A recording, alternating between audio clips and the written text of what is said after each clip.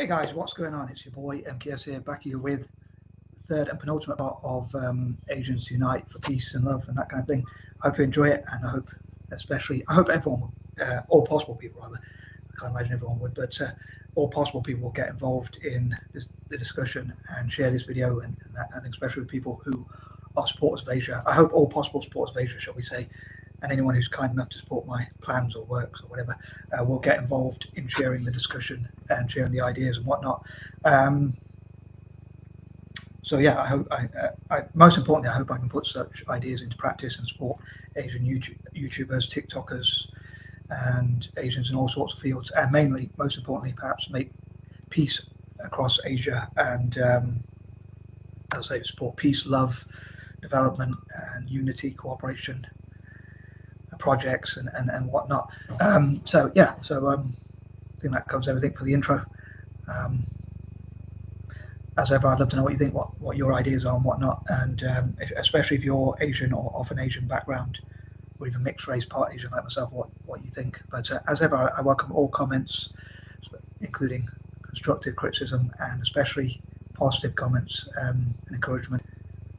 Anyway, I'm going to try and stop waffling, and I hope I remember all my ideas, and here goes. So number 21, I'm not really a huge fan of culture or tradition or whatnot, but I would love to find out about and support Asian history, culture, tradition. Not a big fan of history too much because I struggle to remember what happened yesterday, but I think it's a dyslexic trait of mine that I remember things from a long time ago, but not from a short time ago. But sometimes remembering dates or putting dates in order or connecting them. I think even when I was at school, learning about mixing up the history of like World War One and World War Two was quite embarrassing. So, but it would be interesting to find out about dates and history, Asian history, culture, tradition, whatnot. Although I'm not a big fan of it myself, but anyway, I say I'd love to support all sorts of Asian projects and ventures and things like that. And if anyone has any information, facts, figures, stats, and whatnot about Asia, or what you think about Asia, or anything you know about Asia, please post them in the comments section. I'd say my favourite nations within Asia, to be honest, are probably Malaysia, India, Indonesia, and Singapore, because they have strong Eurasian populations and they look after the Eurasian populations. So I hope to encourage that in the future. But again, I'd love to benefit all of Asia: China, Japan, Taiwan, Korea, both Koreas, and that kind of thing. Maybe even look at ways to make unification, support capitalism, libertarianism, and that kind of thing, but also human rights, animal rights, and that kind of thing.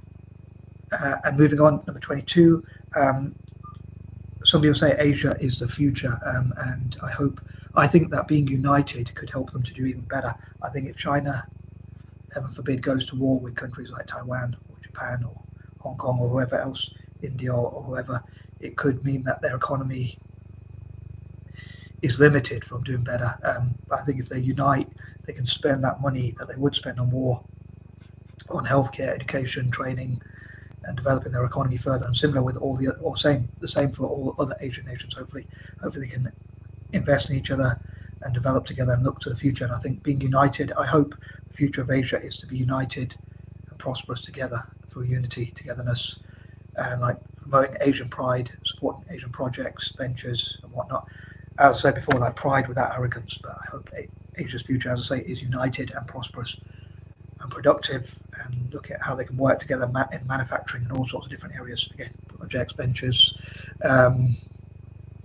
adventures, and so when I'm looking for architecture, poetry, art, and all sorts of things like that. Poetry, art, writing, and all sorts of things.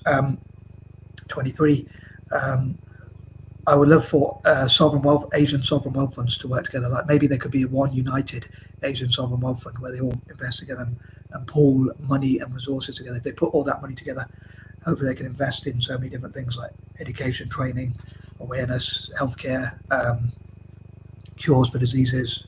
Obviously that comes under healthcare. I'd say training, teaching each other, learning from each other, supporting cooperation, investing in Asian entrepreneurs, startups, SMEs, and all sorts of businesses, and I'd say projects, ventures, adventures, and that kind of thing. Adding that a little bit extra. And also, I think it'd be great if a Asian sovereign wealth fund invested in Italian football and Celtic, as I often mention, and they could help to build those supports clubs and academies for Italian football and Celtic. in and across Asia, as well as in Italy itself and around the world, where they can help to train each other in football and like practice together. Hopefully Italian football can help Asian nations to develop their game, including obviously China and India and the rest of Asia, and in return hopefully they'll get more Asian fans, and Asians can help them to be even better at football and to become hopefully the number one. But yeah, I'd love to see a united sovereign wealth fund that could be part of the Asian alliance as well, so that that could invest in Italian football, Celtic, and that kind of thing, but also in sports in Asia as well. And also, when it comes to Italy and Celtic, I hope to focus on the footy, on the football, soccer for any Americans, as I often say. But for Asia, they should focus on other sports as well. And again, healthcare, education, training, tourism, trade, investments, investing in businesses, as I say, in Asia and that kind of thing. So I hope they'll invest in so many different great things together, including the projects I've already talked about.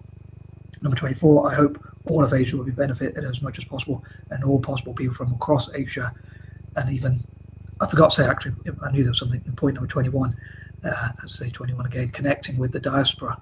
I would love for Asians to connect with the diaspora and to unite all possible Asian nations, all possible nations within Asia, to work together on so many different goals, again, in politics, business, trade, tourism, and all sorts of different areas which could benefit Asia, anything that could benefit Asian nations and Asian individuals, hopefully, especially across Asia itself, and also Asian ones around the world. And I hope, again, to look at, ironically, perhaps I forgot in point number 21, again, I knew there was something, to look at how people from the diaspora can invest in Asia, visit Asia, and support their tourism and trade and things like just generally as well. Number 25, also Asian nations hosting Republican events, so they can bring different republics from around the world, including across Africa together, looking at what they have in common with Africa.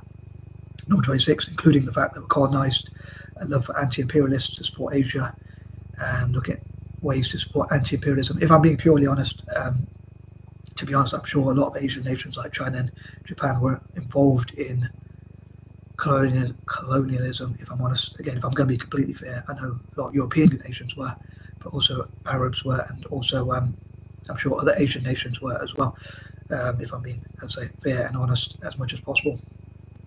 But I would love to see anti-imperialism across Asia.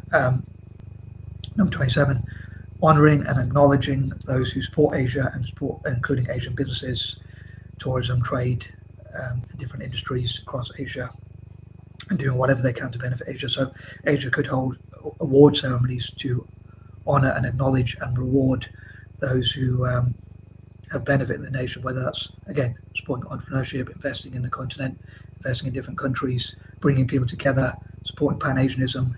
There could be like heroes of Pan-Asianism. It could be the Walk and Hall of Fame.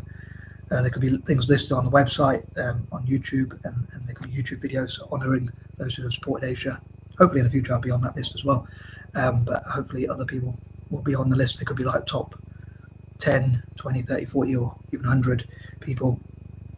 And people could compete to be like number one on the list. So that there could be those from the diaspora or those who just generally, from different backgrounds, invest in and support Asia. Maybe that's part of their PR as well. So hopefully in terms of acknowledging and honouring those sorts of things, it would also encourage other people to do the same. Future 28, I hope these videos will make a positive change, and the Asian Alliance can help Asians to come together. I know, for instance, like China and India develop their economies, or are developing economies and doing well and competing with Western economies, but I think if they're united, they can do that even quicker and even better, and avoid some of the risks, and like they could work on preventing invasions, counter-terrorism and things like that. And again, look at like healthcare, education, training, and what they could learn from each other to help all of Asia benefit as much as possible. And again, I'd love to hear what other people think about that and help to have cooperatives and things like that.